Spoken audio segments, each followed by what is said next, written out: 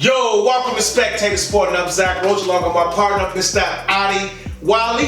Hey, we got a big show for you today. It's the Bears mid-season review. And when we talking Chicago Bears, you know we got to bring Coach Marcus Floyd in the building. And we also got to bring my main man Boone in the building as well. What's happening, fellas? Make sure y'all go to Spectator Sporting on YouTube. Hit that bell. Leave a comment. This show will be up there soon. Also, we are on Spotify. Go ahead, check us out. Listen for free. We're talking the Chicago Bears.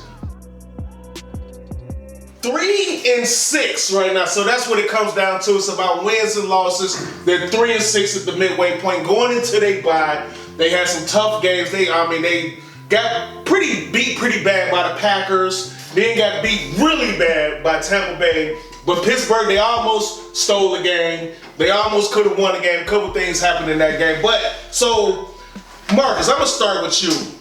Let's talk about the Pittsburgh game. What was your biggest takeaway in that Pittsburgh game? What was your biggest takeaway for the Bears in that game? I think the biggest takeaway is you got to always go back to what was the goal at the beginning of the year. The goal at the beginning of the year was, I said on this show, at the preseason show, are we trying to win and make the playoffs, or are we trying to develop Justin Fields? And the Bears have that decision to make, and if we're trying to develop him, I'm happy with the result of the Pittsburgh game, because you've seen in the second half where Justin Fields had an amazing second half.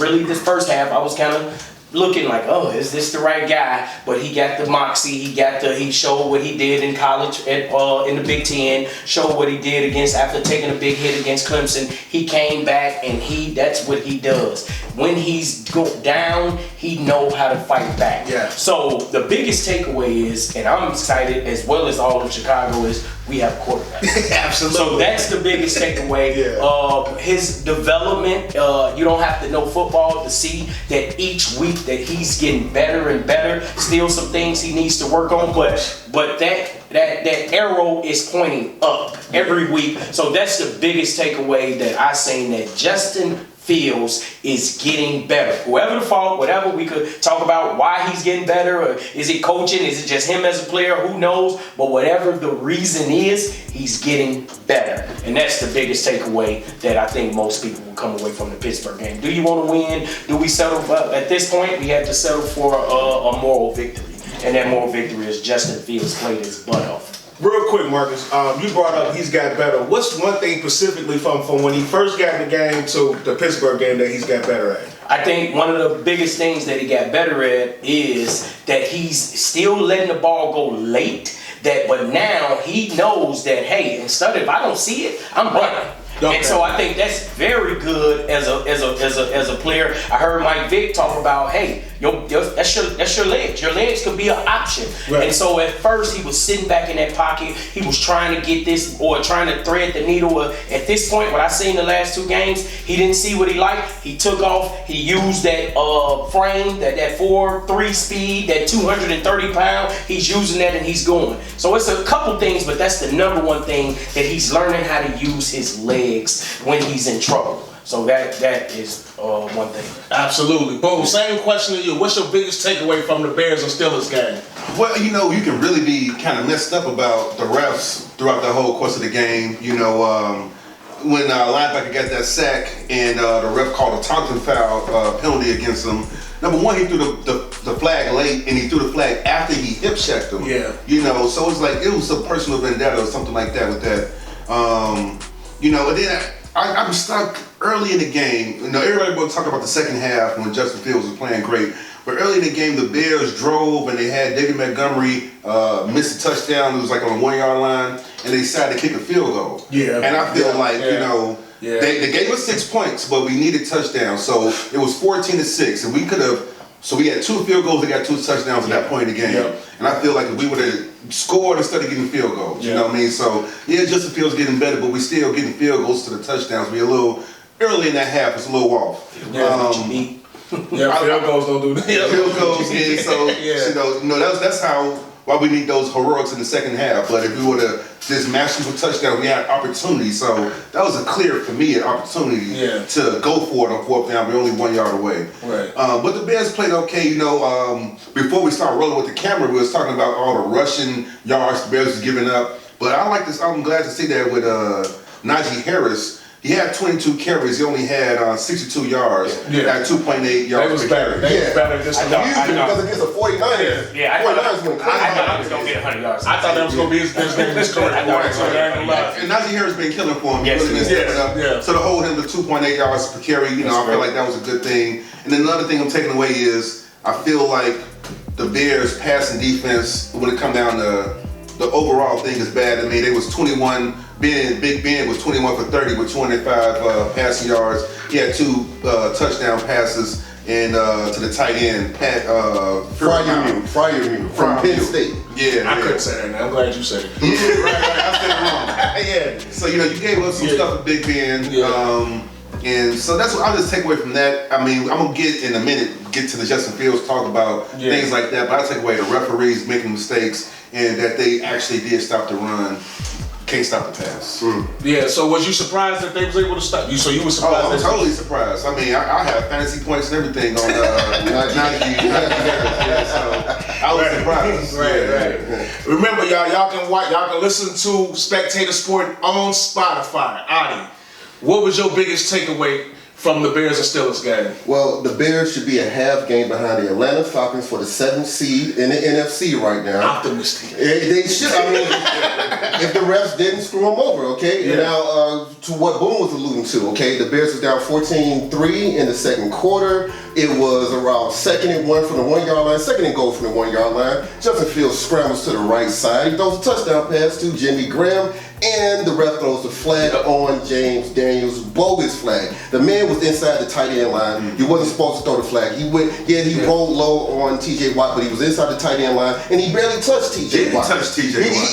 TJ Watt evaded that block with finesse. That was a great defensive play by TJ Watt. Avoided the block, put pressure on Justin Fields. Didn't even hit him. So we had to settle for 3. So you taking 4 points from the Bears, okay? And then when you thought the pussification of American sports couldn't get any worse, here's what. All right, so Cassius Marsh, the taunting penalty. Here's what the referee said. Tony Corrente, he postured in such a way that I felt he was taunting them. Okay, that was his excuse for throwing the flag on Cassius Marsh.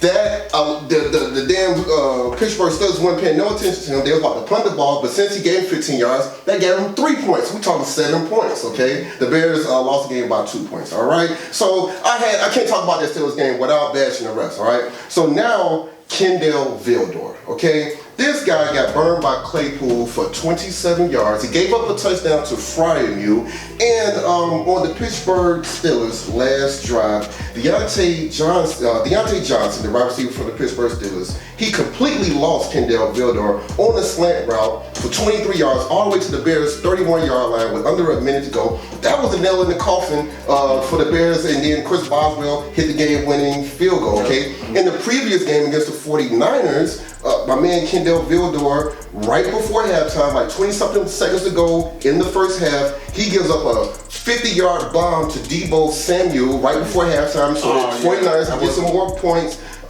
Now the Kyle Fuller Club, they want to underrate the loss of Kyle Fuller, okay? They want to underrate it, but this guy, he was a 2-time Pro Bowler for the Bears, 1-time All-Pro, in his 6 years with the Bears, 19 interceptions, 82 passes defended. Last week against the Dallas Cowboys, he got the game ball for helping shut down CeeDee Lamb and Amari Cooper in that lethal Dallas Cowboys offense, okay? So I tend to believe that Kyle Fuller would be playing much better than Kendall Vildor. I'm not even mad at Kendall Vildor because I knew he wasn't capable of doing what Ryan Pace is trying to get him to do. So that was a huge blunder letting that man go, and I'm not gonna let it go. So that's my takeaway from it. Yeah, go ahead. No, I was gonna say Kendall Vildor. I was big on him coming into the season. He kind of held his own for like the first handful of games, and I think they figured him out. And now he got to play chess and rearrange his game because I think he's still good, going through some hard rookie bumps. No, this is second year. This is second year? Yes. Yeah, it's a second. It's a 5th round pick. Well, so he didn't play last year at all. He played some. But he wouldn't have got on the field with Jalen Johnson. With Jalen and I'm they looking had like the nickel. okay. Just think about this. And Cal Fuller was great. I used to be down on him. Well, you have to get rid of Cal Fuller, or you could have got rid of Jimmy Graham. Yeah. You could have got rid of Jimmy Graham. You could have got rid of Nick Foles or whatever, and you would have still had that money to keep Cal Fuller. That's a You fact. decided to keep Jimmy Graham. Yep. So just something to think about. Yeah. I think about I mean, that. that was a horrible. Something to think about quite often. One of my reasons is why more than anything I think Nagy takes all the heat, but Pace has been really the demise of this team. There you go. No, that's my fair. point. That's a fair point right there. There's no question. Biggest takeaway. So the thoughts on Justin Fields, Marcus. You hit he's improved. Like I was a big advocate of him playing right away, and one thing he's improved from the first time he played, he's actually starting to see the blitz. Because at first he could not see the blitz at all. The blitz was just coming. He was getting killed. He was getting killed. But the last couple games, he has put the Bears in position to win the game. That's all you can ask for your quarterback. He has given them a shot. He's made big time plays. I mean, that run against San Francisco. Then Santos, who hasn't missed a field goal in about 9 years, misses the extra point against San Francisco. And then he gives them a chance in Pittsburgh when he goes down the field and takes the lead 20-6 in the fourth quarter and comes back. So the development of him, I didn't realize he was that accurate. Yeah. His arm is deadly. Like that man had, like for lack of a better word, he made some throws. I was like, holy shit! I've never seen that. I haven't seen that in Chicago. That seam throw to Jimmy Graham, that was something special. That was something special. So I'm with Marcus on this. I know the Bears lost, and I'm mad about the referees and everything, but the development of Justin Fields really makes me feel very good because we haven't seen a quarterback. Never. Never. So I'm gonna go to you, Boom. So besides what's your thoughts on Justin Fields? Well, first before I get into it, I want to say I agree with you. I mean, he can be a star. You know, you reach for the star, you land on the moon. Yeah. This guy, his ceiling is so high. Yeah. It's so high because his ability to throw accurately, his arm, the deep ball, everything is so high. But when you look at the stats, you know, you got to just sit back and it sobers you up because he's been sacked 29 times. Yep. Leads the NFL. He only has a 59.4 completion with his passes, and he's only throwing for 6.9 yards per pass. Yep. He's only throwing for 174 yards per game. All right. He has 4 touchdowns and 8 interceptions. Not great. I mean, he was going further into. I'm gonna make a bad sandwich, but going further for the first 8 weeks. He only completed 50% of his passes outside the pocket with a quarterback rating of 18, which is bad. I mean, under pressure, he's only have a quarterback rating of 6 and a 1 to 3 touchdown ratio. That's for the first 8 weeks, so it's not good. But I'll say on Monday, outside the pocket, he was 4 for 5 for 70 yards. And he has a 93 quarterback rating under pressure. And, that's just his development. And I want to talk about that 2-minute drive with Justin Fields when he dropped back and he rolled out and he made incomplete pass down the field to number 11. And he was under duress a little bit when he rolled out. Because I think if he had like one more second, he would have saw Allen Robinson running down the middle of the field wide open. But he couldn't do his progressions. So, but I know he saw it because, like I said, I've been watching a lot of film and the coaches' film and stuff. So that one play, but then boom, right back, he took less time and hit Allen Robinson on the pass. That was like a 3-step drop. The first one, when he didn't see Allen Robinson, was like a 5-7 drop, and he kind of rolled out. But he just got back there real quick, got set up, and hit Allen Robinson on the next very play. And then after that, of course, with that phenomenal pass to Darnell Mooney for a touchdown, Mooney was facing towards the inside of the field. He still threw it to his back shoulder anyway, which is like the perfect throw because going out of bounds, or Mooney going to have the capabilities to turn around and catch the ball. So he threw it to his back shoulder, even though Mooney was positioned for an inside pass, which was covered. So he just made that decision to make that throw. So that was the progression, that I like with Justin Fields. So I just agreeing in a long way that this whole Don't forget season about being don't forget San Francisco is where it started. That was with the legs. That was with the legs. San Francisco, he had over 100 yards rushing and he had almost 200 yards passing in the game. Yeah. He had a run one in there. So this started in San Francisco. That touchdown pass to Jesse James against San Francisco. When he rolled to the left. That was really nice. Something I have down here that him rolling out to the left is that's against the grain or whatever. He's been amazing rolling. No. So just that sequence of him missing that pass to number 11, I was like, he still saw it. He was like a semi rollout. Yeah. He had a second more, he would have made that pass. It was another pass where he completed the ball to number 84 in the last game. 50 yard, Marquise Goodwin. Yeah, Marquise Goodwin, but he dropped back and he took like 3 steps forward. If he would have just threw it on the second step, he would have hit him. He would have hit a touchdown. And I feel like he probably felt bad, like he knew he was late, but he threw it anyway. And that's because he's a big play guy. I think it's like he likes the big play. He likes to throw it deep, and that's huge in the NFL right now. Big plays. Yep. You don't want to be a game manager, Dick and Doink, because things can go wrong.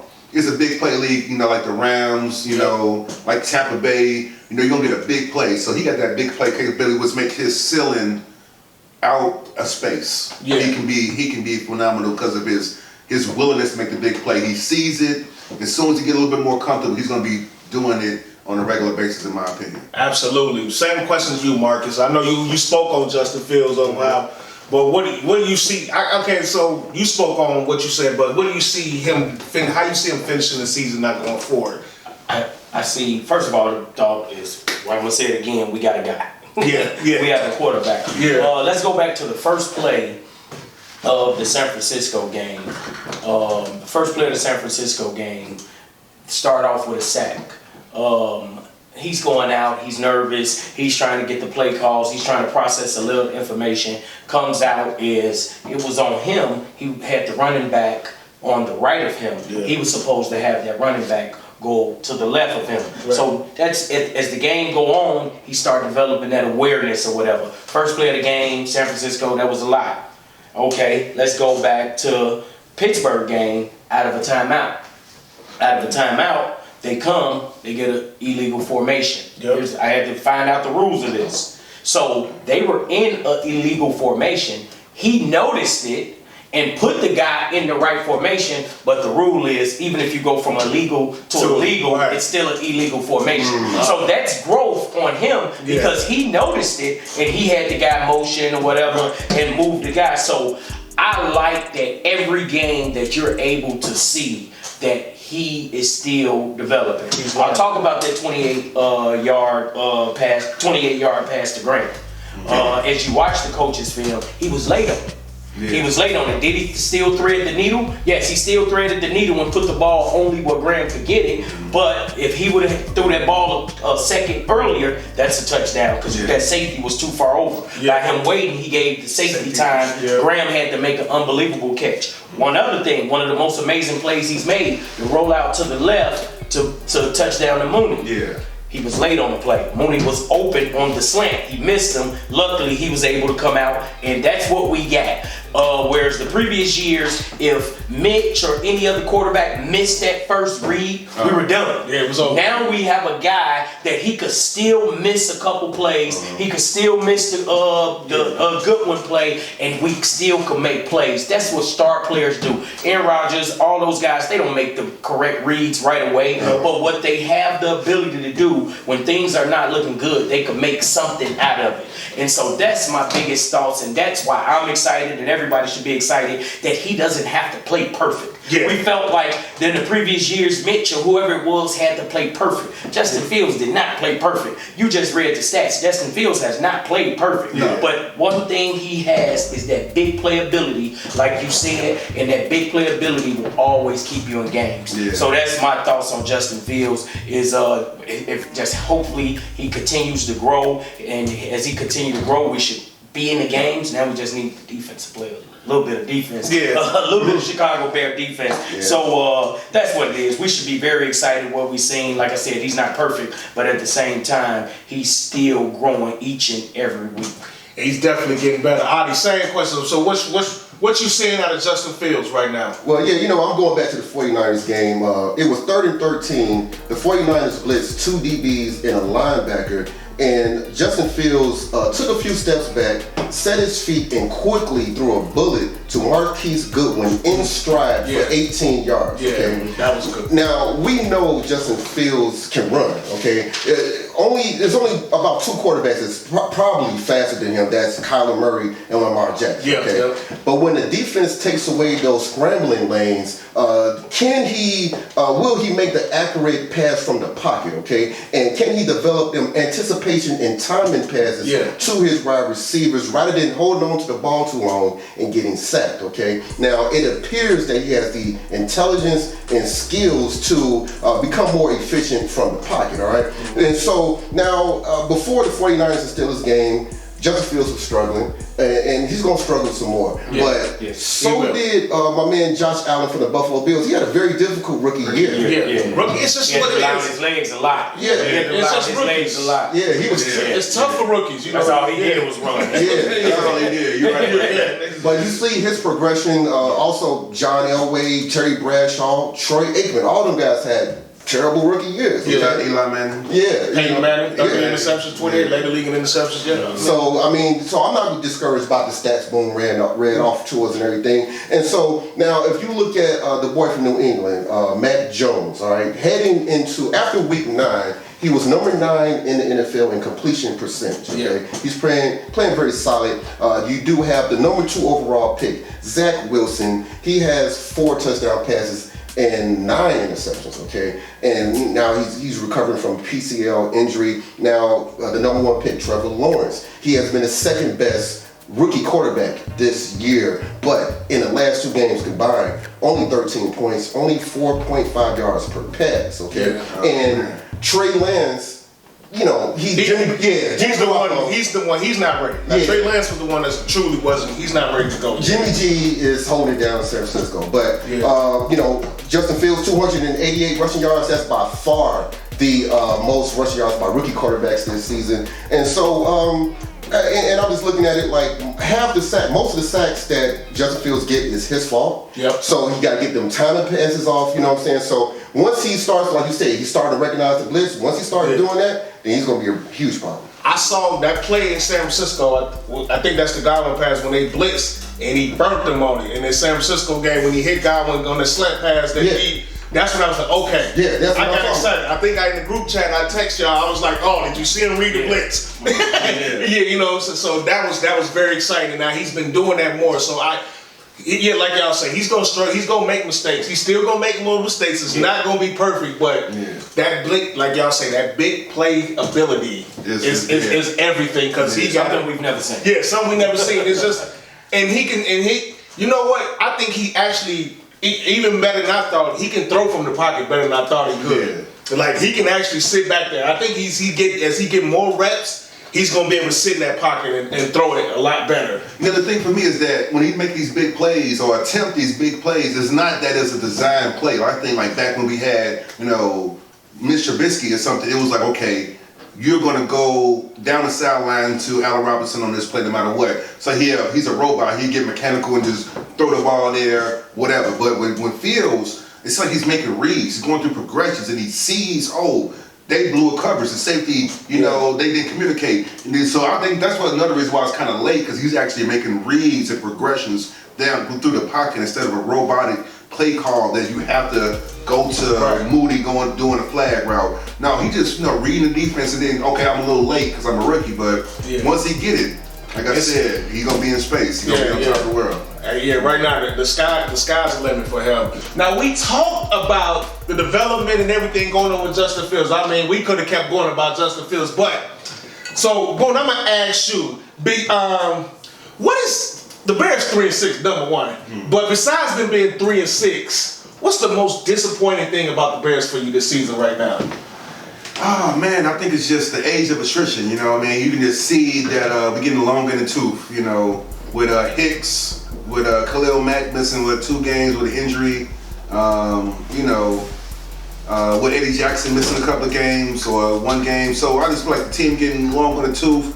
And it showed. I said about how they stopped Najee Harris pretty much, for only 2.8 yards per carry, but the Bears was giving up a lot of rushing yards leading up to this game. Yeah. I mean, that was a big problem versus San Francisco versus Green Bay. They just couldn't stop the nosebleed, you know. They were like 25th in the league. Exactly. It's not good. And then they're giving up a lot of rushing yards, but then I looked up a little bit, and they are tied for second worst in the league for giving up 40 yards or more passing plays. Ooh. They gave up 8 40-yard passing plays on them so far in the league.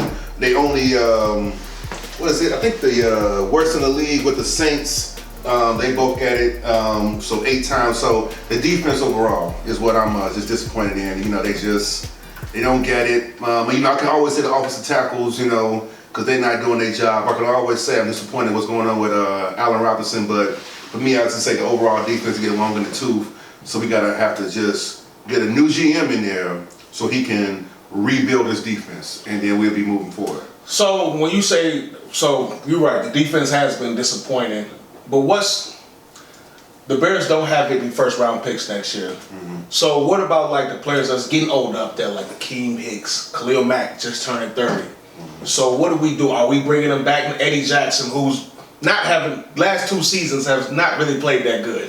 You can argue. Some people may argue that. I would take that argument. Okay. I'll take the argument because I feel like Eddie Jackson is the coach back there. You know, he put people in the right position. You know, without Eddie Jackson is like the 3rd leading team in tackles. You know, they say he missed a lot of tackles, but he's 3rd in the team in leading tackles. I think he's very smart.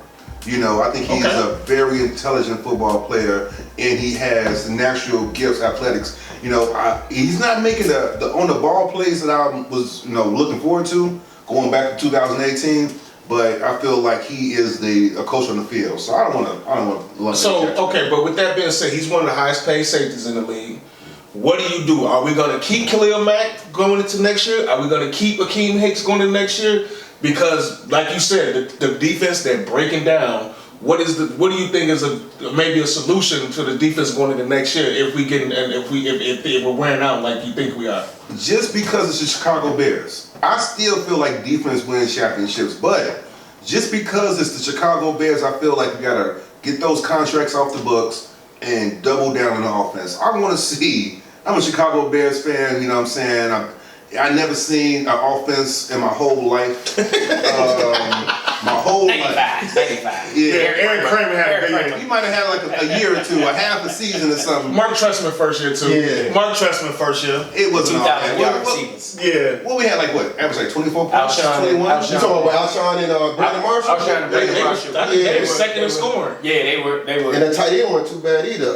The Bennett brother. Yeah. They were. And then Matt Forte. So we had some blinks, we had some flashes. That's what it was. Yeah, it's a blink. We couldn't sustain it. Can't sustain it. Yeah. So I want to get the offense in position to sustain, you know, the ability to score more than 25 points a game, which we're not at right now. So lose that weight, all them big pay contracts, and then double down on the offense, and you know, wait a couple of years until we get our first round picks back, and then we'll reinvest in the defense because we don't got a first round pick this year. And like I said, I'll be willing to use those later rounds just to get the offense solid. Okay. You know what I mean? So yeah, that's what I do. I'll let the defense go. That's the answer. Okay, that's what I was trying to get to. Okay, Yeah. I feel you. Adi, same question to you. What is the most disappointing about the Bears this season besides the 3-6 record? Yeah, well, you know what? It appears that one of my favorite Bears on this squad career is coming to an end in Chicago. Akeem Hicks. Yeah. He just can't seem to stay healthy. No, he can't. He already missed 2 games this season. He had to leave the Packers game early because of the injury. He had to leave the Pittsburgh game early because of the injury. He only has 1.5 sacks this year, only 3 tackles for loss. We're not seeing a splash plays from him that we're accustomed to seeing from him through the years, all right? So now he'll be 32 in a couple of days. Ryan Pace declined to extend his contract before the season. Akeem Hicks will be an unrestricted free agent. So he suffered an ankle sprain against the Pittsburgh Steelers. Hopefully this bye week can get him back and healthy, and I'm hoping he can finish strong this season, but it really looks like this might be his last season here, and that's very disappointing. Yeah, absolutely, because Akeem Hicks for the last few years, I mean, you say splash plays. I mean, how many times we see him just bust through the line and stop somebody for like an 8-yard losses real quick. So he was spectacular, but the injuries have caught up with him. Coach, same question to you. What's besides the 3-6 record? What's disappointing? What's disappointed you about this Bears team this year? Well, it's a long laundry list of things disappointing. But the number one thing, and Boone touched on it a little bit. The number one thing has been the offensive line. Yeah. After the 2019 season, Ryan Pace, Matt Nagy came on record and saying, we are going to fix this offensive line.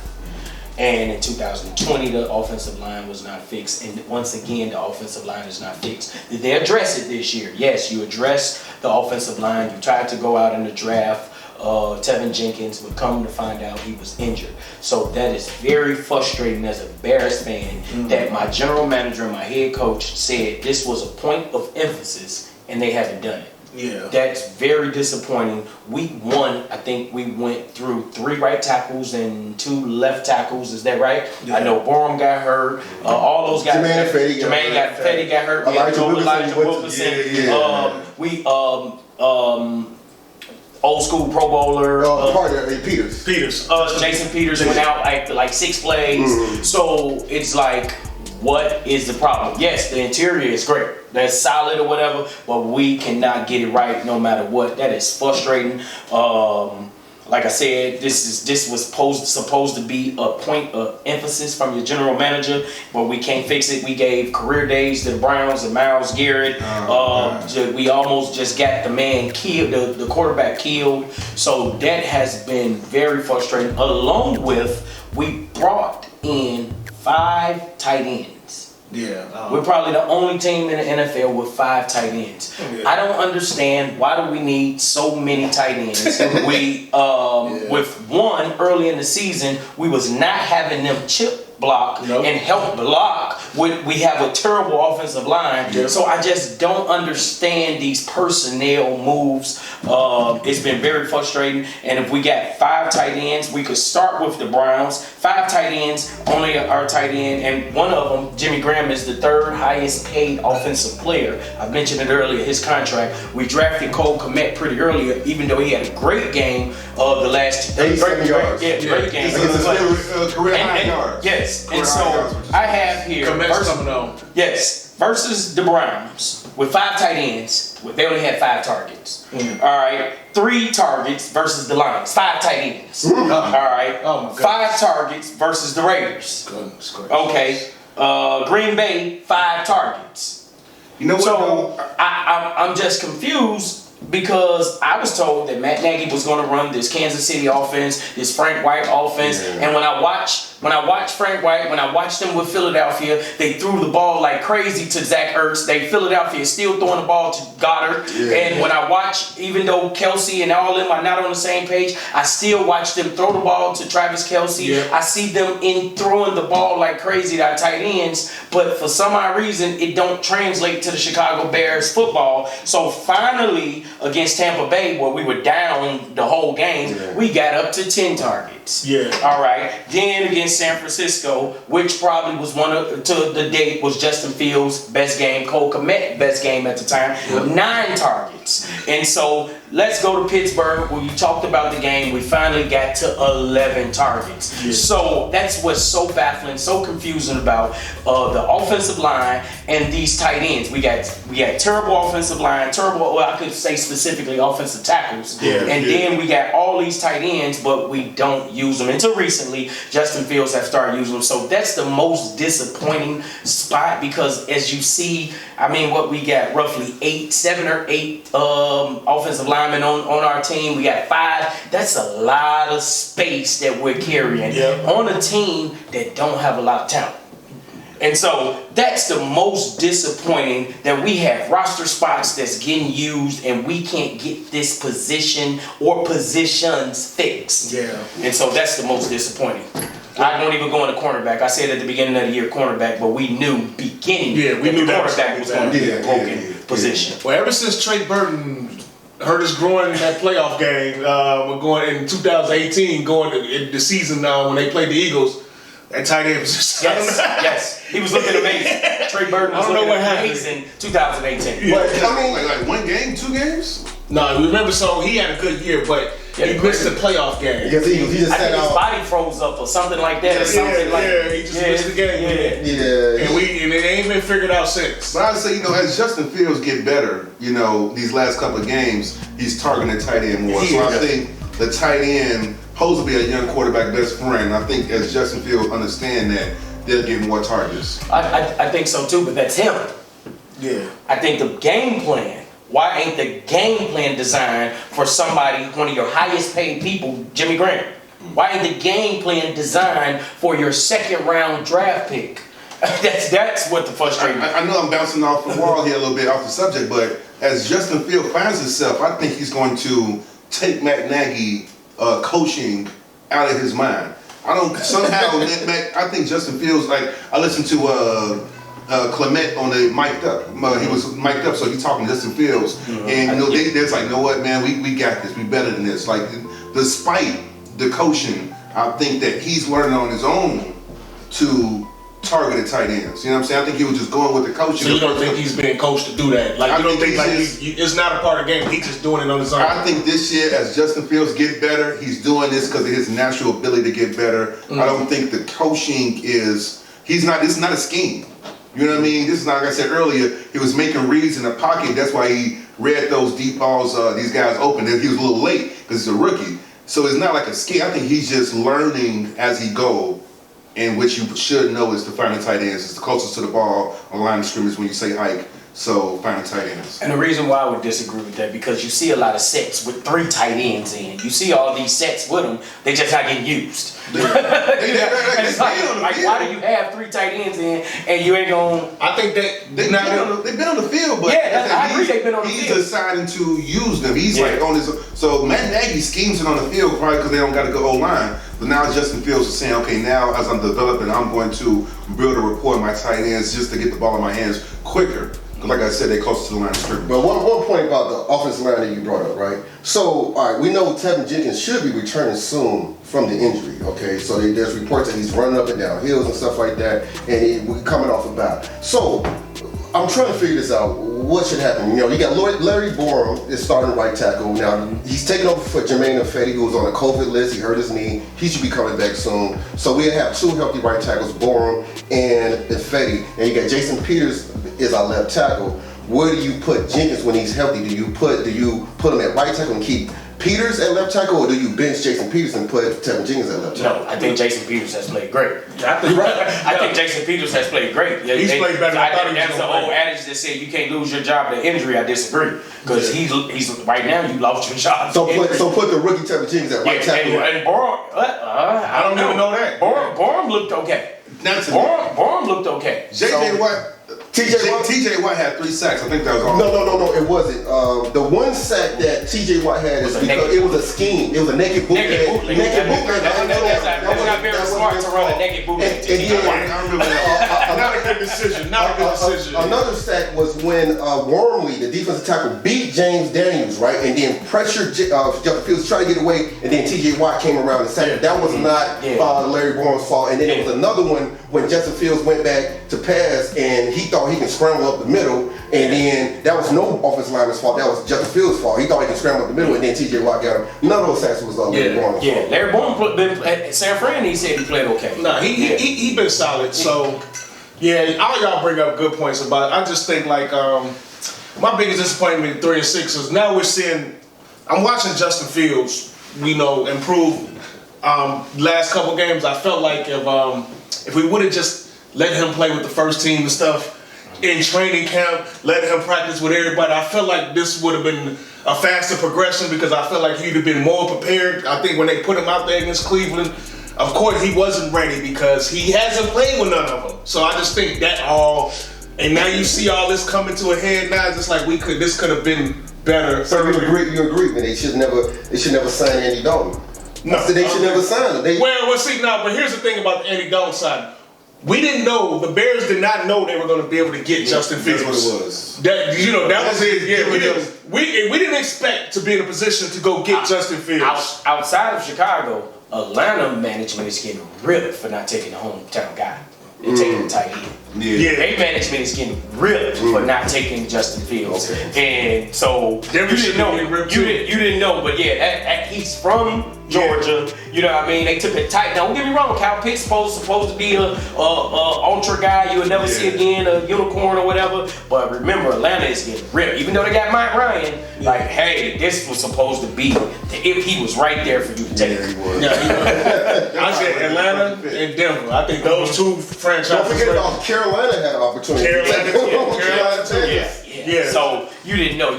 The Andy Dalton was way before. Yeah, that was before. Way before. It was impossible. So they picked up Andy Dalton because they didn't think they was gonna be able to get a quarterback. So I understand why they got Andy Dalton. But once you drafted Justin Fields, it was just like, and you know what it is. Plans change in the NFL. Plans change. Okay, it changes. I'm sorry, it do. Like, you might think you're going in one direction and something opens up for you, you gotta go. You gotta take it. It's just what it is. I just think that $10 million was happy. That's all that was. $10 million. You gotta get that guy on the field for something now. I mean, he ain't the only one. Like, who was the quarterback for Seattle when Russell Wilson came as a third? Matt Flynn. But Matt Flynn, his resume was whack as hell. But he got paid. He had that Green Bay year. Yeah. He had like a few games. Yeah, he had that Green Bay year. Andy Dalton was had a way better head coach first year too, right?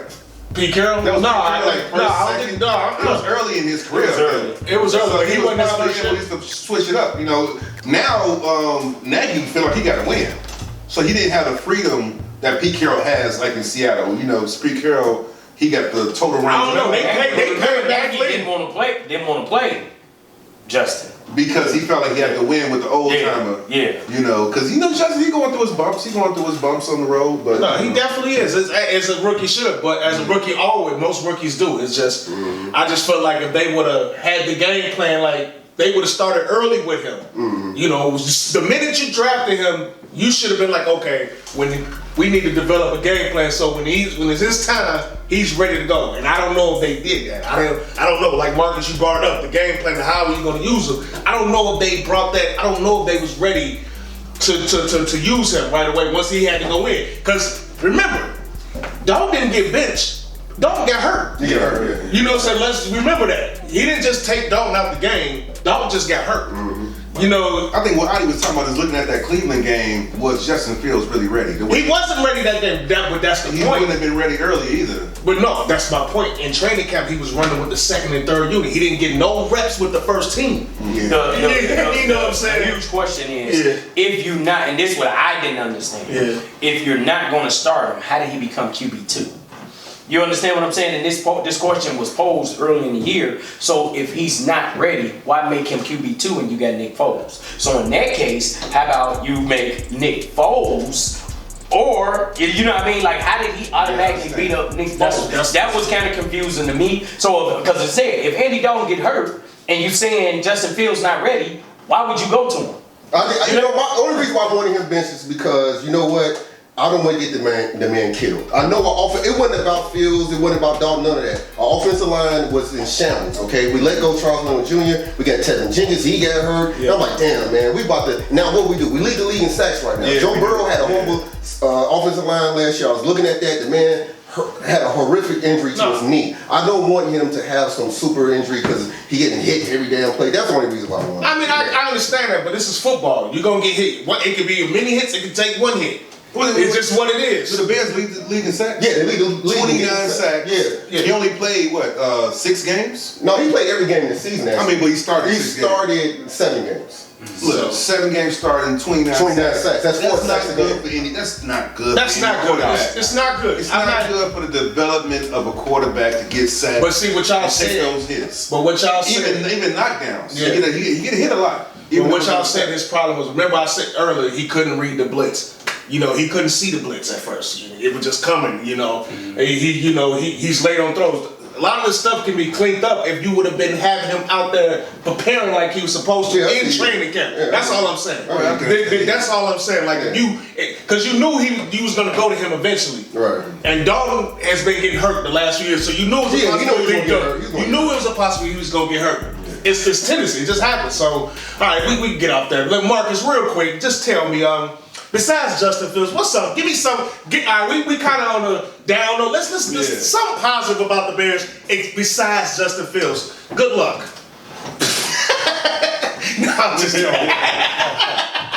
So, even though the defense have not played the way we are used to playing, the way the money is spent, you can't help but when you watch a Chicago Bears game to see number 58 all over the field. San Francisco had an excellent game plan. They seen when Mac was out, whatever. He did not have a good game. They had an excellent game. Took him completely out the game with the zone stretches and everything. But every other game, he's been completely amazing. Yeah. Ready to almost say probably the best inside middle linebacker in the game. But, so that is amazing. We were talking about contracts or whatever. Obviously, he's about to have to get a contract. So number 58. Also, two other players that I just got on the tight ends. I was very impressed. I think he had the talent. Cole Kmet is a bright spot for this Bears. I think Justin Fields, he needs to be Justin Fields' best friend. Boom alluded to the NFL films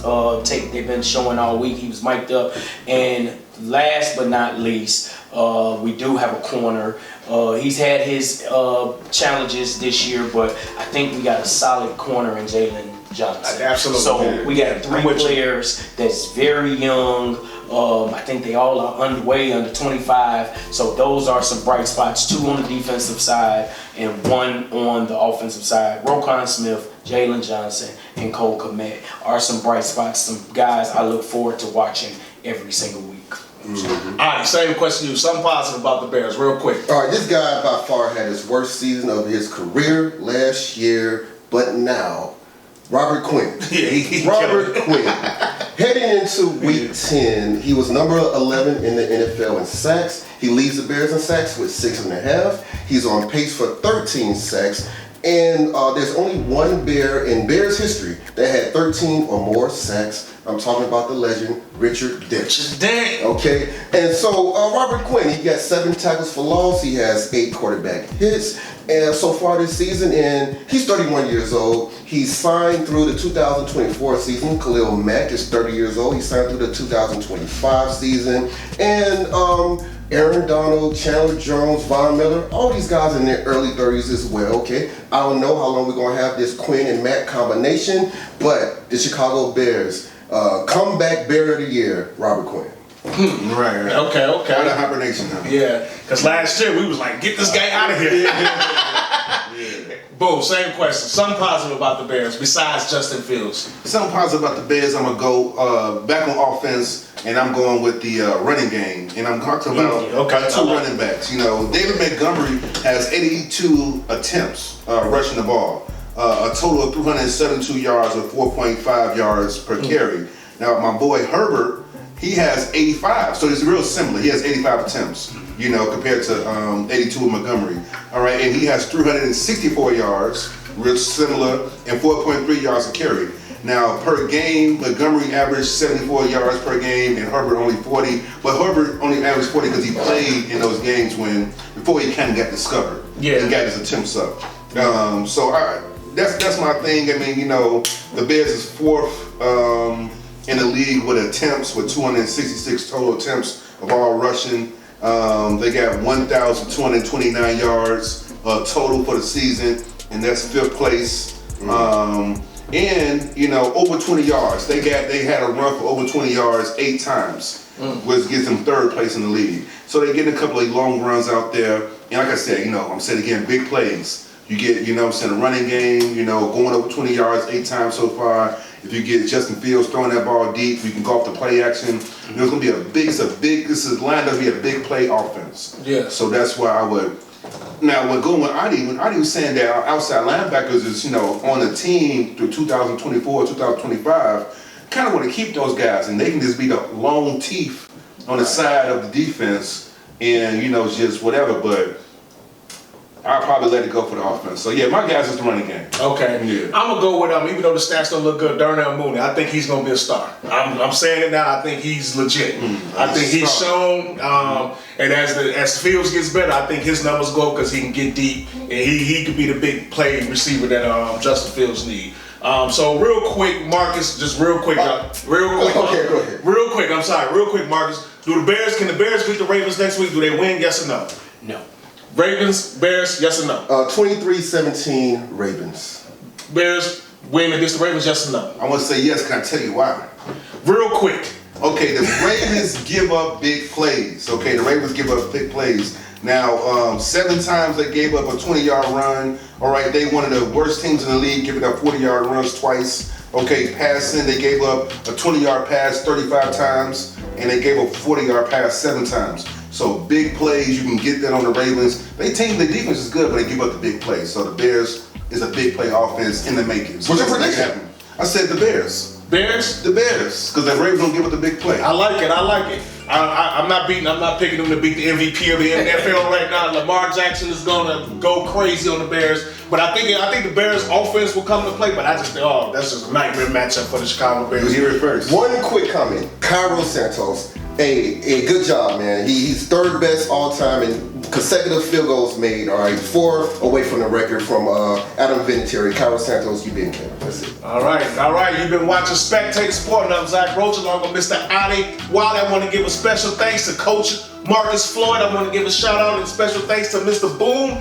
We appreciate y'all. Make sure you go on Spotify, listen to the show, go on YouTube, subscribe to the Spectator Sporting page, hit that bell. In the meantime, in between time, we out. Peace.